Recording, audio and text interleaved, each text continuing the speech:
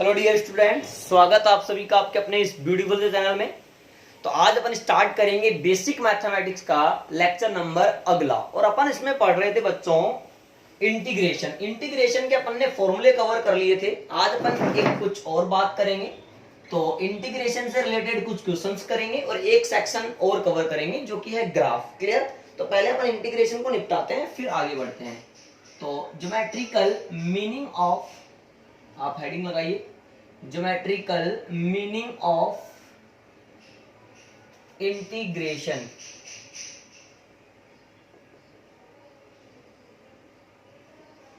यानी समाकलन का ज्यामितीय अर्थ क्या होता है, बात समझना। समाकलन का ज्यामितीय अर्थ, ज्यामितीय अर्थ। क्लियर बच्चों? मैंने आपको कहा था कि सर इंटीग्रेशन का जो मतलब निकलता है वो निकलता है टोटल से, नेट करने से या एरिया निकालने से। तो आज मैं वही बात आपके सामने करने वाला हूं। जैसे मैंने कहा कि ये एक्स एक्सिस है और ये वाई एक्सिस है, समझ लो। और मैं आपको कहूं कि मेरे पास कोई भी फिजिकल क्वांटिटी के लिए या y की जो वैल्यू है, अगर y जो है वो x का फंक्शन है, इफ, यहां लिख लेते हैं कहीं, if y is equal to F of X, तो इसका मतलब जैसे जैसे x वेरी करता है वैसे वैसे y भी वेरी करता है। यानी मैं जैसे जैसे x को बदलूंगा वैसे वैसे y की वैल्यू भी बदलेगी। मानो कि कुछ वेरिएशन जो है वो इस प्रकार का है, हमने ये कह दिया। ठीक है, माना कि यहां पर x1 जो वैल्यू x की है वो x1 है और यहां पर जो वैल्यू है वो x2 की है। क्लियर? अब बात यह है कि सर हमें ये पूरा एरिया निकालना है। ठीक है, अब अगर आपको ये पूरा एरिया फाइंड करना है तो इसके लिए क्या करना पड़ेगा, पहले इसको छोटे से एलिमेंट में तोड़ना पड़ेगा। एक ऐसा ही रेक्टेंगुलर स्ट्रिप मैंने यहां डायग्राम में दिखाया है, समझना, जिसके लिए मैंने ये y की वैल्यू y ले ली, इसकी लेंथ जो भी इसकी विड्थ है वो y ले ली और इसकी लंबाई जो है वो x ले ली। अब अगर ये एक रेक्टेंगुलर स्ट्रिप है तो इसका छोटा सा एरिया कितना होगा बच्चों, बताना जरा। सर ये छोटा सा जो एरिया आएगा dA, वो आएगा हमारे पास में x इंटू, एक काम करते हैं, इसको अपन x पर है ना ये, तो इसको dx मान लो, बस समझना। और ये y पर आ रहा है तो इसको y मान लो। तो सर लेंथ इंटू विड्थ से y इंटू dx आएगा। अब मैंने कहा कि ये तो छोटा सा एरिया आया है तभी तो d यहां पर यूज करा है। अगर आपको नेट एरिया निकालना है, टोटल एरिया निकालना है, तो इसका क्या करना पड़ेगा, integration. Area is equal to integration of y dx, यानी y का x के रेस्पेक्ट में इंटीग्रेशन किया है। लेकिन आपको एरिया कहां से कहां तक लेना है बच्चों, x1 से x2 तक का ही तो लेना है। तो इसकी लिमिट हो गई x1 से x2 तक, where x1 is lower limit and x2 is upper limit. Clear? तो यहीं से मुझे समझ में आता है कि area bounded by a graph on x axis gives the integration. बात क्लियर है? तो यह ऐसे समझ लो कि इंटीग्रेशन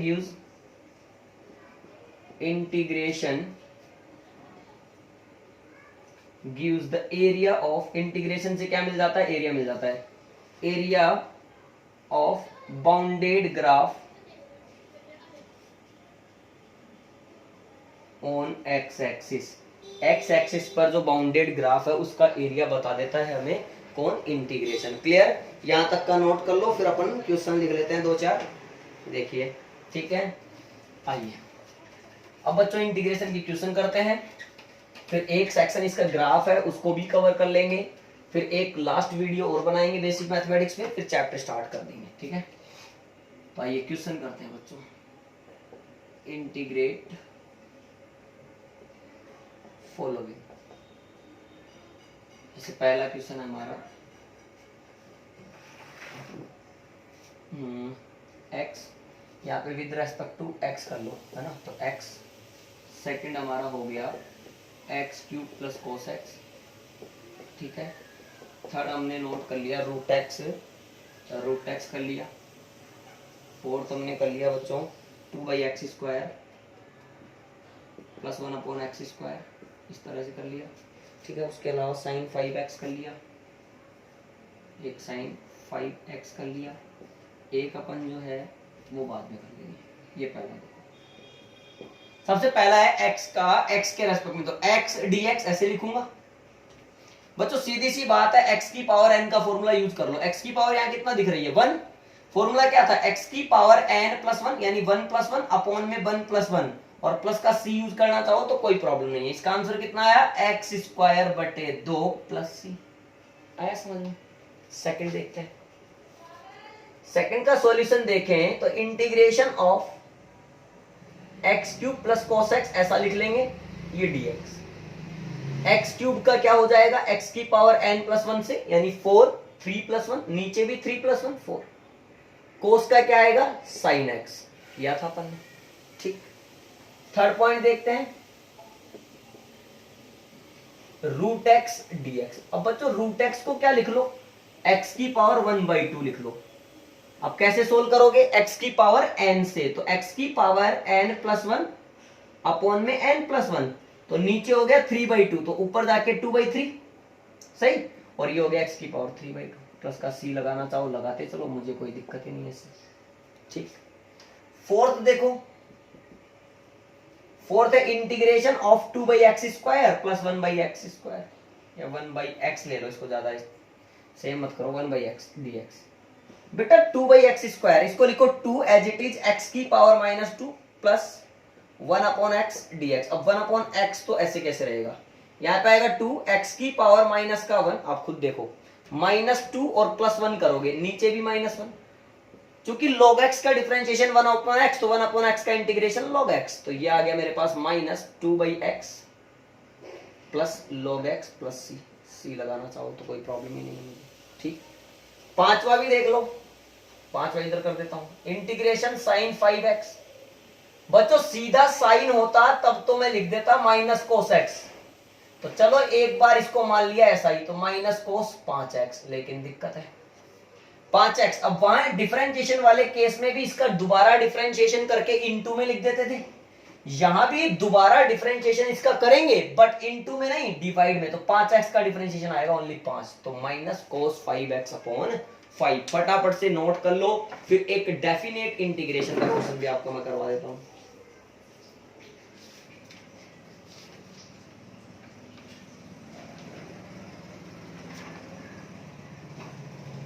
ठीक है, कर लिए। अब देखिए नेक्स्ट क्वेश्चन करते हैं। आइए एक सवाल और देखते हैं, मतलब डेफिनेट इंटीग्रेशन का भी देखते हैं, यानी लिमिट वाला क्वेश्चन समझना।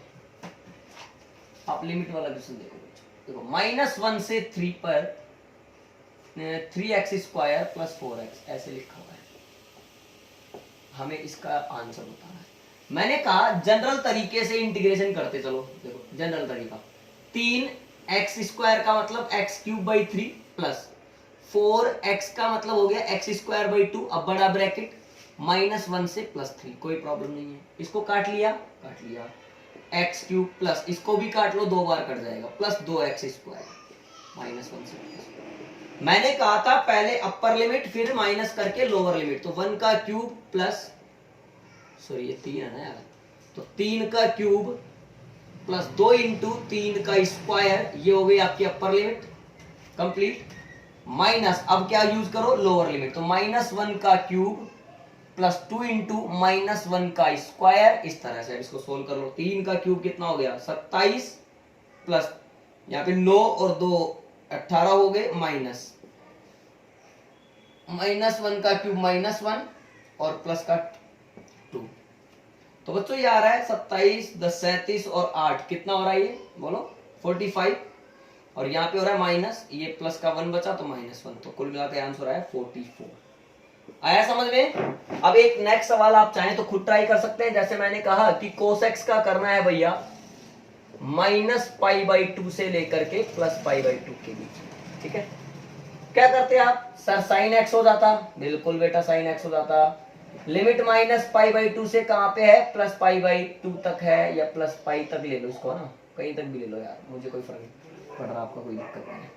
आ जाओ, तो sin π माइनस sin -π/2, बेटा sin π होता है 0 और माइनस माइनस इस पे फर्क पड़ता है, तो sin π/2, sin π/2 की वैल्यू आती है 1, तो आंसर कितना आएगा 1। वेरी सिंपल, आया समझ में? क्लियर? तो आपका ये इंटीग्रेशन वाला पार्ट भी अपन ने आराम से कंप्लीट कर लिया। क्लियर है बच्चों? अब अपन जो नेक्स्ट स्टार्ट करेंगे वो है हमारे पास में ग्राफ। तो नेक्स्ट हमारा है 5वें नंबर पे सेक्शन ग्राफ। अपन 5वें नंबर पर सेक्शन ले लेते हैं ग्राफ। आइए बेटा, 5वें नंबर पे जो अपन सेक्शन ले रहे हैं वो ले रहे हैं ग्राफ। कुछ ग्राफ्स अपन को डायरेक्ट याद रखने हैं फिजिक्स के लिए। जैसे पहला पार्ट लिया ए, स्ट्रेट लाइन, ठीक है। इसका एक जो फॉर्म है वो मैं आपको बता देता हूं, जो काम आएंगे मैं डायरेक्ट चैप्टर में बता दूंगा। जैसे मैंने कहा y is equal to M X plus, समझ रहा, इसका इक्वेशन है। वेयर m क्या है बच्चों? m है स्लोप, जिसको हिंदी में कहते हैं ढाल, ठीक है। c क्या है? अंतःखंड, इंटरसेक्शन, इंटरसेक्शन जिसको हिंदी में कहते हैं अंतःखंड। c होता है x एक्सिस जो है उस पर y की वजह से काटा गया या स्ट्रेट लाइन की वजह से काटा गया पार्ट। m क्या होता है? स्ट्रेट लाइन से ये x और y ले लो आप, ये x हो गया, ये y हो गया। अब c जो है वो y एक्सिस पर लाइन, स्ट्रेट लाइन की वजह से कटने वाला पार्ट है। क्योंकि c प्लस का आ रहा है तो ऊपर पार्ट यहां कट गया, कहीं भी मान लो, थोड़ा नीचे कर लो, यहां मान लो। तो इसका मतलब आप खुद देखो, ये वैल्यू जो है ना बच्चों, ये कहलाती है हमारी इंटरसेप्शन c। क्योंकि m यहाँ पे पॉजिटिव है तो स्लोप पॉजिटिव है तो ग्राफ बनेगा ऐसा। तो इसका मतलब ये कहीं ना कहीं ऐसा है ग्राफ। यहाँ पर ये भी थीटा है, ये भी थीटा है। तो m इज इक्वल टू जो होता है यहाँ पे tan थीटा होता है, जिसको स्लोप कहते हैं। ये स्ट्रेट लाइन का हमारा ग्राफ है, आपको याद रखना है, ठीक।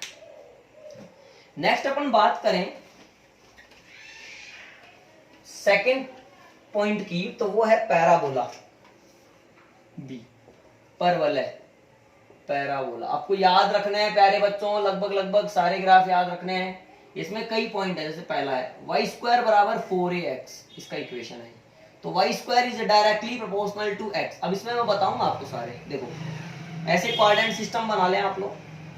अब वाई स्क्वायर जो है अगर वो एक्स के डायरेक्टली प्रोपोर्शनल है, यानी प्लस एक्स के डायरेक्टली प्रोपोर्शनल है, तो इसको प्लस एक्स की तरफ खुला मुंह बना दे, ऐसा खुला मुंह, ये हो गया खुला मुंह। अब इसको कहेंगे बच्चों राइट ओपनिंग। राइट में ओपन हो रहा है तो इसको कह दिया मैंने राइट ओपनिंग। क्या कह दिया मैंने? Right opening. क्लियर? इसी तरह से मैं देखो सारे बता रहा हूं आपको। सेकंड पॉइंट देखो, वाई स्क्वायर बराबर मान लीजिए -4ax है, तो वाई स्क्वायर किसके डायरेक्टली प्रोपोर्शनल हुआ? -x के। क्लियर? अब अगर ये -x के प्रोपोर्शनल है तो मुंह किधर खुलेगा? -x की तरफ खुलेगा। -x इधर होता है, तो ये कौन सी ओपनिंग हो गई मेरे पास? Left opening. कैसी ओपनिंग प्यारे बच्चों? ये हो गई सर आपके पास left opening. Clear? Third point देखो सर, ये ऐसा भी हो सकता है एक्स स्क्वायर बराबर 4ay, यानी X square is directly proportional to y। इसमें क्या करने वाले हो बेटा? इसमें देखो आप, कहां पे इसका मुंह खुलेगा सर? प्लस y की तरफ, तो प्लस y ऊपर आएगा, तो इसको क्या बोलेंगे? Upward opening. इसको कौन सी ओपनिंग कहूंगा? अपवार्ड, ऊपर की तरफ जो ओपनिंग है। क्लियर? फोर्थ नंबर पे हम बात करें X square is equal to -4ay। तो एक्स स्क्वायर किसके डायरेक्टली प्रोपोर्शनल आ रहा है? -y के। तो कहां पे मुंह खोलना है? नीचे खोलना है। आया समझ में? इसको क्या बोलेंगे? Downward opening. इसको क्या बोलेंगे प्यारे बच्चों? Downward opening. क्लियर? इस तरह से याद रह जाएंगे सारे। देख लो आराम से, फिर अपन हाइपरबोला की बात कर लेंगे, सर्किल की बात कर लेंगे, और फिर फिनिश। साइन और कोस के भी खींच दूंगा सही, ठीक है? हो गया? आ जाइए, अब अपन जो है हाइपरबोला की बात करते हैं, ठीक है? हाइपरबोला, सी पॉइंट देखो आप, हाइपरबोला अति परवलय, अति परवलय, ठीक है? ध्यान से देखो, इसमें इक्वेशन चलता है y is inversely proportional to x, यानी x बढ़ता है तो y घटता है, तो y बराबर c अपॉन x, यानी X Y is equal to C. तो अपने जो काम आएगा मैं केवल वो लिख देता हूं, इसको x मान लो, इसको y मान लो, तो ग्राफ बनता है ऐसा। तो आप ऐसे याद रखें। अगर इनवर्सली प्रोपोर्शनल का ग्राफ बनाना है तो आप सिंपली ऐसा ग्राफ बना लें। ठीक है, समझ में आ रही है क्या बातें? ऐसे अपन जो है डी पॉइंट बात करें बच्चों, सर्किल की, वृत्त की बात कर ले तो वृत्त का सबको पता है सर, सर्किल ऐसे बनता है। अगर ये ओरिजिन पर इसका सेंटर है तो इसके कोऑर्डिनेट 0,0 है, ये रेडियस r है। अगर मैं कहूँ कि इसकी x, y इसके कोऑर्डिनेट है, ये x है, ये y है, तो फिर डिस्टेंस फॉर्मूले से निकाल लो, x माइनस 0 का whole square plus y minus 0 का whole square is equal to r square. तो x square plus y square is equal to r square. This is general equation of circle. इसको अपन लोग general equation कहते हैं। ठीक है, इस पर बेस्ड एक क्वेश्चन मैं बता दूं आपको चाहूँ तो। देखिए, आइए इसे एग्जाम्पल ले लें। 4x square plus 4y square is equal to 64। Find radius of circle. तो इसमें पहले x square plus y square बना लो। तो x square plus y square is equal to 64/4। तो x square plus y square बराबर कितना आ गया? 16। इसका मतलब ये किसका काम कर रहा? r स्क्वायर का। तो अगर r स्क्वायर की वैल्यू 16 आ रही है तो r की वैल्यू कितनी आ रही है? 4 आ रही है। खत्म खेल। आया समझ में? क्लियर। इसी तरह से साइन थीटा का ग्राफ और कोस थीटा का ग्राफ भी अपन ध्यान रख सकते हैं बच्चों। ई point graph of sine theta, बिल्कुल बेसिक ग्राफ। ये आपके साइन थीटा का ग्राफ है। F point graph of cos theta. बेटा कोस 0 पे वैल्यू 1 होती है तो ऊपर से स्टार्ट कर लेंगे। क्लियर। ये आपका कोस थीटा का ग्राफ है। क्लियर। तो आज हमने बेसिक मैथमेटिक्स में जो है अपना इंटीग्रेशन कवर कर लिया। उसके अलावा ये जो ग्राफ वाला पार्ट था वो भी कवर कर लिया। इसमें ज्यादातर चीजें आपको याद रखनी है बच्चों ग्राफ वाले पार्ट में। क्लियर। एक लास्ट वीडियो और बनाएंगे अपन बेसिक मैथमेटिक्स पर, कोऑर्डिनेट ज्योमेट्री पर बेस्ड। क्लियर। फिर अपन इसकी बोल देंगे जय, और फिर मैं आपके चैप्टर नंबर 1 की स्टार्टिंग कर दूंगा। क्लियर है। तब तक आप लोग पढ़ाई करते रहिए। वीडियो पसंद आया है तो इसे लाइक करिए, शेयर करिए और चैनल को सब्सक्राइब करना बिल्कुल भी नहीं भूलिए। क्लियर है। All the best.